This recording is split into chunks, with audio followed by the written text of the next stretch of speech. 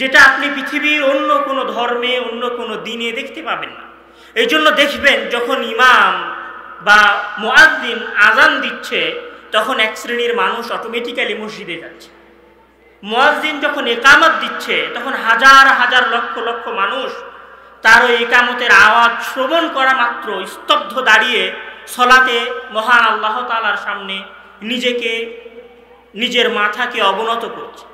এটা প্রমাণ করে যে ইসলাম পৃথিবীর বুকে সবচেয়ে শৃঙ্খলাপূর্ণ ধর্ম। আর এই ধরনের দ্বীনি জালসাগুলো হচ্ছে ইসলামের অংশ। এই ধরনের দ্বীনি জালসাগুলো ইসলামের যেমন প্রচার এবং প্রসার করে, তেমনিভাবে ইসলামকে পুনরুজ্জীবিত করে। সুতরাং মুসলিম হিসেবে আপনাদের উচিত হবে ইসলামী জালসার আদব এবং শিষ্টাচারের প্রতি খেয়াল রাখা এবং এগুলোকে মানা এবং বসে আলোচনা শোনা। দ্বিতীয় যেটি গুরুত্বপূর্ণ কথা আমি বলবো সেটি হচ্ছে যে ঈমানের সঙ্গে মহান আল্লাহ তাআলা বা রাসূল সাল্লাল্লাহু আলাইহি ওয়াসাল্লামের মাধ্যমে আমাদের উলামায়ে কেরাম আমাদেরকে ঈমানের যে সংজ্ঞা দিয়েছেন সেখানে তিনটি শব্দ আছে ঈমানের সঙ্গে। একটা হচ্ছে তাসদীক বিল জিনান ওয়াল ইকরার বিল লিসান ওয়াল আমাল বিল আরকান। তাসদীক বিল জিনান, সর্বপ্রথম ঈমানের সঙ্গে তিনটি বাক্যাংশের প্রথম বাক্যাংশ হচ্ছে তাসদীক বিল জিনান। তাসদীক বিল জিনান এই বাক্যের অর্থ কি? বাক্যের শাব্দিক অর্থ করলে দাঁড়াবে অন্তর থেকে সত্যায়ন করা বা অন্তর থেকে মেনে নাও। এই কথা বলার পূর্বে আমি পরের দুইটা বাক্যের দিকে যেতে চাই। পরের দুইটা বাক্যে বলা হয়েছে ঈমান বলা হয় ইকরার বিল লিসান, মুখে স্বীকৃতি দান করা, ওয়াল আমাল বিল আরকান এবং কাজে প্রতীয়মান করা। মুখে স্বীকৃতিও হলো, কাজেও প্রতীয়মান হলো, তারপরেও কিন্তু ঈমানের সংজ্ঞা পূর্ণ হয়নি।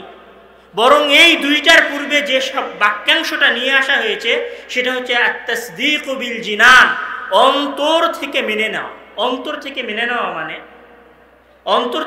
নেওয়া মানে যখন আপনি বাসার থেকে স্কুলের উদ্দেশ্যে রওনা দেন তখন আপনার মা আপনার পিঠে হাত দিয়ে বলে, বাবা মন দিয়ে পড়াশোনা করিস। যখন আপনি জবে বা চাকরিতে যান তখন আপনার বাবা আপনার মাথায় হাত দিয়ে বলে, বাবা মন দিয়ে চাকরিটা করিস। ওই মন দিয়ে চাকরি করা আর মন দিয়ে পড়াশোনা করা বলতে আপনি যেটা বোঝেন সেটাই হচ্ছে তাসদীক বিল জিনান, অন্তর থেকে মেনে নাও। আর অন্তর থেকে আপনি যদি দ্বীন এবং দ্বীনের অংশ হিসেবে এই ধরনের দ্বীনি জালসাকে মনে করেন তাহলে এই ধরনের দ্বীনি জালসা আপনাকে মন দিয়ে আসতে হবে। মন দিয়ে আসা মানে আবেগের সাথে আসতে হবে, ভালোবাসার সাথে আসতে হবে, একাগ্রতার সাথে আসতে হবে। আপনারা জালসায় বসুন, মনোযোগ দিয়ে বক্তব্য শুনুন। আল্লাহ তাআলা আপনাদেরকে বক্তব্য শোনার তৌফিক দান করুন। সম্মানিত উপস্থিতি, আজকে আমার আলোচনার সংক্ষিপ্ত বিষয়বস্তু হচ্ছে পিতামাতার প্রতি সন্তানের দায়িত্ব এবং কর্তব্য। ইসলামে সবচেয়ে আলোচিত এবং ইসলামী শরিয়ায় সবচেয়ে প্রচলিত এবং আমাদের জলসাগুলোতে সবচেয়ে আলোচিত একটি বিষয় হচ্ছে পিতামাতার প্রতি সন্তানের দায়িত্ব এবং কর্তব্য। এই আলোচনাগুলি শুনতে গিয়ে আমরা যে সমস্ত কথা বা কোরআনের আয়াতের মুখামুখি হই তার মধ্যে সবচেয়ে গুরুত্বপূর্ণ কিছু আয়াতের একটি আয়াত হচ্ছে যে ওয়া'বুদুল্লাহ ওয়ালা আউযু বিল্লাহি মিনাশ শাইতানির রাজীম বিসমিল্লাহির রহমানির রহিম ওয়া'বুদুল্লাহ ওয়ালা তুশরিকু বিহি শাইআ ওয়া বিল ওয়ালিদাইনি ইহসানা। ওয়া'বুদুল্লাহ, তোমরা আল্লাহর ইবাদত করো, ওয়ালা তুশরিকু বিহি শাইআ, এবং তার সাথে শরীক স্থাপন করিও না, ওয়া বিল ওয়ালিদাইনি ইহসানা, আমার ইবাদত করার পরে এবং আমার সাথে শিরিক করা থেকে বেঁচে থাকার পরে হে মানব জাতি, তোমাদের জন্য সবচেয়ে গুরুত্বপূর্ণ কাজ হচ্ছে ওয়া বিল ওয়ালিদাইনি ইহসানা, তোমাদের পিতামাতার সাথে সৎ আচরণ করা, পিতামাতার সাথে সৎ ব্যবহার করা, সুন্দর ভাষায় কথা বলা। মহান আল্লাহ তাআলা আরো বলছেন পবিত্র কোরআনের মধ্যে ওয়াওয়াসাইনাল ইনসানা বিওয়ালিদাইহি হুসনা, ওয়াওয়াসাইনাল ইনসান, নিশ্চয় আমি আল্লাহ, ওয়াওয়াসাইনাল ইনসানা, নিশ্চয় আমি আল্লাহ মানুষকে ওসিয়ত করেছি, মানুষকে উপদেশ দিয়েছি, মানুষের উপর ফরজ করেছি বিল ওয়ালিদাইনি হুসনা, যে তারা তাদের পিতামাতার সাথে সৎ আচরণ করবে। সম্মানিত উপস্থিতি, মহান আল্লাহ তাআলা পিতামাতার প্রতি সদাচরণ করার কথা বলতে গিয়ে আরো বলছেন, ওয়াকাযা রাব্বুকা আল্লা তা'বুদু ইল্লা ইয়্যাহু ওয়া বিল ওয়ালিদাইনি ইহসানা ইম্মা ইয়াবলুগান্না ইনদাকাল কিবারা আহাদুহুমা আও কিলাহুমা ফালা তাকুল লাহুমা উফফিন ওয়ালা তানহারহুমা وقل لهما قولا كريما واخفض لهما جناح الذل من الرحمة وقل رب ارحمهما كما ربياني صغيرا وقضى ربك ألا تعبدوا আল্লাহ, হে মানব জাতি, হে পৃথিবীর মানুষগণ, যারা ইসলামের অনুসরণ করো, তারা শুনে রাখো, তোমাদের প্রতিপালক তোমাদের উপর ফরজ করেছেন আল্লাহ তা'বুদু, যে তোমরা তোমাদের প্রতিপালক ছাড়া অন্য কারো ইবাদত করবে না। আল্লাহ তা'বুদু, তোমরা তোমাদের প্রতিপালক ছাড়া অন্য কারো ইবাদত করবে না। ওয়া বিল ওয়ালিদাইনি ইহসানা, এবং তোমার প্রতিপালকের ইবাদত করার পরে আরেকজনের কথা তোমরা শুনবে, আরেকজনের আদেশ তোমরা পালন করবে, আরেকজনের কথায় তোমরা উঠবে এবং বসবে। তোমাদের প্রতিপালকের কথা শোনার পরে সেটা হচ্ছে তোমাদের পিতামাতা। মহান আল্লাহ তাআলা এতটুকু বলেই তার কথা শেষ করে দেননি, তিনি তারপরে বলছেন, ইম্মা ইয়াবলুগান্না ইনদাকাল কিবার আহাদুহুমা আও কিলাহুমা, তোমাদের পিতামাতার মধ্য থেকে কোনো একজন যদি তোমাদের কাছে বার্ধক্য অবস্থায় উপনীত হয়, তখন তোমরা তাদের ফালা তাকুল লাহুমা উফফিন, তোমরা তাদের জন্য উফ নামক শব্দ উচ্চারণ করো না। ওয়ালা তানহারহুমা, এবং তাদেরকে ধমক দিও না। ওয়াকুল লাহুমা কাওলান কারীমা, তাদের সাথে সুন্দর ভাষায় কথা বলো। ওয়াখফিদ লাহুমা জানাহাদ দুল্লি, এবং জানাহাদ দুল্লি মিনার রাহমাহ, এবং তাদের সাথে করুণা, রহমত, দয়া, অনুগ্রহের সাথে পেশ হও। এবং তারপরে আরো একটা কথা শুনে রাখো, ওয়াকুল রব্বির হামহুমা, এবং তোমরা তোমাদের প্রতিপালকের জন্য বলো, রব্বির হামহুমা, হে আমাদের প্রতিপালক, হে আমাদের আল্লাহ, রব্বির হামহুমা কামা রব্বায়ানি সগীরা, তুমি আমাদের প্রতিপালকের দেখাশোনা করো যেভাবে তারা আমাদের ছোটবেলায় দেখাশোনা করেছেন। সম্মানিত উপস্থিতি, এই আয়াতে মহান আল্লাহ তাআলা কয়েকটা কথা বলেছেন। প্রথমে তিনি নিজের ইবাদত করার কথা বলেছেন। নিজের ইবাদত করার পরেই মহান আল্লাহ তাআলা পিতামাতার সাথে সৎ আচরণ করার কথা বলেছেন। মহান আল্লাহ তাআলা অন্য কোথাও নিজের ইবাদতের সাথে কোনো মানুষ এবং কোনো প্রাণীকুলের কথা নিয়ে আসেননি, যেভাবে তিনি পিতামাতার কথা নিজের ইবাদতের পরপরই নিয়ে এসেছেন। নিজের ইবাদত করার আদেশ দেওয়ার পরে পিতামাতার সাথে সদাচরণ করার কথা বলেছেন। সদাচরণ করার কথা বলার পরে সদাচরণ করার ধরন কেমন হতে পারে সেটা বলেছেন, দিয়ে বলেছেন যে তোমরা তোমাদের পিতামাতার জন্য উফ শব্দ উচ্চারণ করো না। এ কথা বলার পরে বলছেন যে ওয়ালা তানহারহুমা, তাদেরকে ধমক দিও না। তারপরে আবার বলছেন তাদের সাথে নম্র ভাষায় কথা বলো। তারপরে আবার বলছেন তাদের সামনে রহমত এবং অনুগ্রহী এবং অবনত হয়ে পেশ হও। এবং এতগুলো কথা বলার পরেও মহান আল্লাহ তাআলা মনে করছেন যে আমার বান্দা তার পিতামাতার হক সঠিকভাবে আদায় করতে পারবে না, তো চলো কোনো হক যদি আদায় করতে বাকি থেকে যায়, তোমার পিতামাতা যদি মারা যায়, তোমার পিতামাতা যদি তোমার সাথে না থাকে, তাহলে আমি তোমাকে একটা দোয়া শিক্ষা দিচ্ছি। মহান আল্লাহ তাআলা মানব জাতিকে দোয়া শিক্ষা দিচ্ছেন পিতামাতার জন্য, দিয়ে বলছেন ওয়াকুল রব্বির হামহুমা কামা রব্বায়ানি সগীরা, তুমি সব কিছুতেই যদি অপারগ হয়ে যাও, তোমার পিতামাতা যদি দুনিয়া থেকে বিদায় নেয়, আমি যা বলেছি সেগুলোতে যদি তোমার খামতি থেকে যায়, তাহলে তোমার জন্য সর্বশেষ স্টেপ হচ্ছে তুমি তোমার পিতামাতার জন্য দোয়া করো এবং আমার কাছে বলো ওয়াকুর রব্বিরহামহুমা কামা রব্বায়ানি সগীরা। হে আমার আল্লাহ, হে আমার প্রতিপালক, তুমি আমার পিতামাতার দেখাশোনা করো যেভাবে ঠিক তারা আমার ছোটবেলায় আমার দেখাশোনা করেছিল। সম্মানিত উপস্থিতি, এরপরে মহান আল্লাহ তাআলা আরো বলছেন যে ওয়াসাইনাল ইনসানা বিওয়ালিদাইহি হামালাতহু উম্মুহু ওয়াহনান আলা ওয়াহনিন ওয়া ফিসালুহু ফি আমাইনি আনিশকুরু লি ওয়ালিদাইকা ইলাইয়াল মাসির। এই আয়াতে মহান আল্লাহ তাআলা পূর্বের কথাগুলোই বলেছেন, পার্থক্য দুই জায়গায় করেছেন। এক জায়গায় তিনি বলেছেন যে তুমি পিতামাতার কষ্টের কথা বলেছেন, যে তোমার মা তোমাকে 10 মাস 10 দিন কষ্টে পেটে ধারণ করেছে, এই জন্য তুমি তোমার পিতামাতার কথা শুনবে, এবং তোমার মা তোমাকে 2 বছর যাবৎ দুধ পান করিয়েছে, এই জন্য তুমি তোমার পিতামাতার কথা শুনবে। এরপরে মহান আল্লাহ তাআলা যে কথা বলেছেন সেটি সবচেয়ে ভয়ঙ্কর কথা, বলছে নানিশকুরুলি, হে আমার বান্দাগণ শুনে রাখো, আমি পৃথিবীতে কারো শুকরিয়া আদায় করার জন্য বলিনি, শুধুমাত্র আনিশকুরুলি, আমার শুকরিয়া আদায় করার জন্য বলেছি, এবং আমার শুকরিয়া আদায় করার পরে তোমার পিতামাতার শুকরিয়া আদায় করার কথা বলেছি।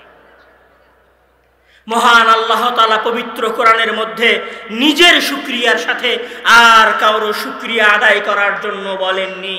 শুকরিয়ার কয়েকটা ধরন আছে। শুকরিয়ার একটা ধরন হচ্ছে যে মহান আল্লাহ তাআলা আপনাকে নিয়ামত দিয়েছেন, অনুগ্রহ দিয়েছেন, তখন আপনি বলছেন যে আলহামদুলিল্লাহ আলহামদুলিল্লাহ মাশাআল্লাহ আলহামদুলিল্লাহ আলহামদুলিল্লাহ। এটা হচ্ছে শুকরিয়ার একটা ধরন।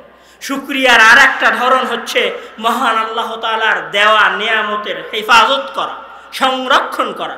মহান আল্লাহ তাআলা আপনাকে একটা মোবাইল কেনার সক্ষমতা দিয়েছেন, আপনার কাছে 50,000 টাকা ছিল, দামি একটা ফোন কিনেছেন, এই নিয়ামত মহান আল্লাহ তাআলা আপনাকে দিয়েছেন, তখন এই নিয়ামতের শুকরিয়া হচ্ছে এই নিয়ামতের হেফাজত করা। পিতামাতার শুকরিয়া আদায় করার একটা ধরন হচ্ছে পিতামাতার হেফাজত করা, পিতামাতার মান সম্মানের হেফাজত করা, পিতামাতার দেখভালের মাধ্যমে পিতামাতার হেফাজত করা, পিতামাতার মাসিক খরচ আদায় করার মাধ্যমে পিতামাতার শুকরিয়া আদায় করা। সম্মানিত উপস্থিতি, আমি এতক্ষণ পর্যন্ত আপনার সামনে যে কথাগুলো বলছিলাম এটা ছিল আপনাদের দেশে অনুষ্ঠিত হওয়া জালসার সাধারণ বক্তব্য। তবে আজকে আমার আলোচনার মূল বিষয় এটা নয় যেটা আমি এতক্ষণ আলোচনা করছিলাম। আমি আপনাকে এটা বলতে চাচ্ছি না যে আপনি পিতামাতার খেদমত করেন, আপনাকে পিতামাতার খেদমত করতে হবে। আমি আপনাকে এটা বলতে চাচ্ছি না যে আপনি কিভাবে পিতামাতার খেদমত করবেন। আমি আপনাকে আজকের বক্তব্যে যেটা দেখাতে চাই সেটা হচ্ছে পিতামাতার খেদমত করার মাধ্যমে আপনি আপনার নিজের উপকার করবেন। মানুষের স্বভাব হচ্ছে, মানুষের প্রকৃতি হচ্ছে যে মানুষ নিজের জন্য কাজ করতে ভালোবাসে। আমি যদি আপনাকে বলি যে ভাই আপনি ঢাকা থেকে রাজশাহী একটু আসবেন, আপনার কোনো বন্ধুকে, আপনার কোনো সাথীকে, আপনার কোনো ক্লাসমেটকে আপনি যদি বলেন যে আমার একটা কাজ আছে, তোকে একটু ঢাকা থেকে রাজশাহী আসতে হবে, সে হয়তো প্রথম দিন বন্ধুত্বের খাতিরে এসে যেতে পারে, দ্বিতীয় দিন যদি ডাকেন হয়তো তাও এসে যেতে পারে, তৃতীয়বার যদি আপনি আপনার বন্ধুকে আপনার নিজের কাজের জন্য ডাকেন সে আপনাকে ওজুর দেখিয়ে বলবে দেখ আমি পারবো না, কয়েকবার গেছি, আমার দ্বারা সম্ভব না। কিন্তু আপনি যদি আপনার বন্ধুকে বলেন তোকে ঢাকা থেকে রাজশাহী আসতে হবে, আমি তোর একটা জবের ব্যবস্থা করেছি, সে রাত কি দিন কি সব ফেলে দিয়ে জব পাবে এই আশায় ঢাকা থেকে রাজশাহী হেঁটে হলেও চলে যাবে। কেন যাবে জানেন? কেননা ওই জবটা তার নিজের স্বার্থ আছে। মানুষ সবসময় নিজের জিনিসকে ভালোবাসে, নিজের কাজকে। আমি যদি আপনাকে বলি ভাই আপনাকে প্রত্যেক দিন চট্টগ্রাম থেকে রাজশাহী আসতে হবে, প্রত্যেক দিন আসা বাবদ আমি আপনাকে 5,000 টাকা দিই, আপনার ওই চট্টগ্রাম থেকে রাজশাহীর 700 কিলোমিটারের সফর ভারী মনে হবে না, কেননা আপনি জানেন ওই সফর শেষে আপনি 5,000 টাকা পাবেন। উপকারটা কার হবে? উপকারটা কার হবে? নিজের হবে। কিন্তু আমাদের সমাজের সমস্যা হচ্ছে আমাদের সমাজের সব যুবক ছেলেরাই বা সব সন্তানেরাই মনে করে যে আমি আমার পিতামাতার খেদমত করছি মানে আমি আমার পিতামাতার উপকার করছি, আমি আমার পিতামাতার প্রতি অনুগ্রহ করছি। আমি ঠিক বলছি কিনা? সবাই মনে করে মাস শেষে মায়ের হাতে 2000 টাকা গুঁজে দিয়ে মনে করে যে আমি আমার মায়ের উপকার করব। কিন্তু আমি আপনাকে এটা বলতে চাচ্ছি যে আপনি আপনার মায়ের হাতে 2000 টাকা গুঁজে দিয়ে আপনি আপনার মায়ের উপকার করেননি, নিজের উপকার করেছেন। এটা কিভাবে?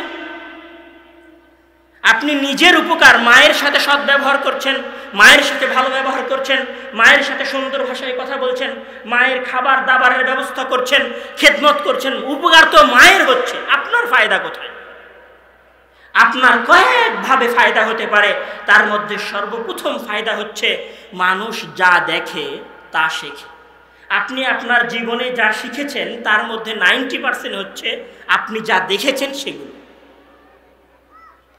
এখন কথা হচ্ছে, আজকে আপনি যুবক আছেন, জুয়ান আছেন, আপনার বয়স 40 বছর 50 বছর, নিজের টাকায় খান, নিজের টাকায় ওঠেন, চলাফেরা করেন, আপনি কারো মুখাপেক্ষী নন।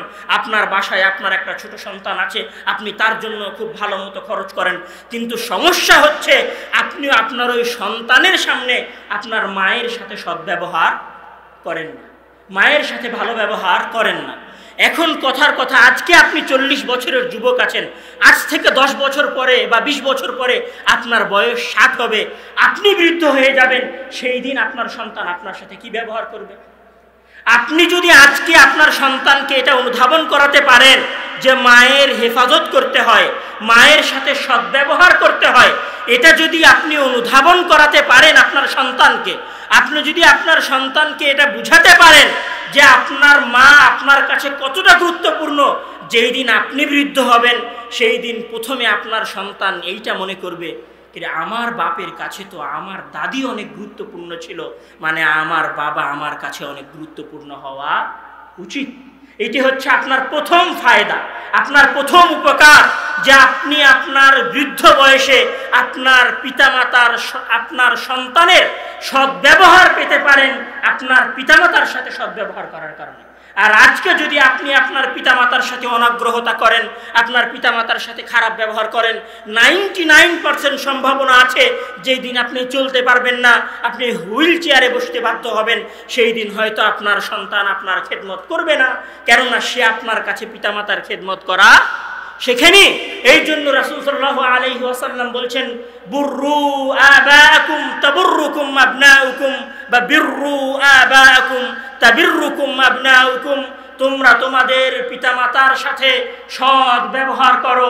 এই জন্য সৎ ব্যবহার করো যেন তোমাদের সন্তানেরা তোমাদের সাথে সৎ ব্যবহার করে। তাহলে আপনার জন্য দুনিয়াবি প্রথম ফায়দা পিতামাতার সাথে সৎ ব্যবহার করার, যে বৃদ্ধ বয়সে আপনার সন্তানেরা আপনার কাজে আসবে, এটা হচ্ছে আপনার প্রথম ফায়দা। আপনার দ্বিতীয় ফায়দা, রাসূল সাল্লাল্লাহু আলাইহি ওয়াসাল্লামের হাদিস, ওয়াইস ইবনে জাবের, উসাইর ইবনে জাবের রাদিয়াল্লাহু তাআলার বিখ্যাত হাদিস, যেটি মুসলিম শরীফে বর্ণনা হয়েছে। সেখানে রাসূল সাল্লাল্লাহু আলাইহি ওয়াসাল্লাম একজন ব্যক্তি সম্পর্কে ভবিষ্যৎবাণী করেছেন, যার নাম হচ্ছে ওয়াইস ইবনে আমির।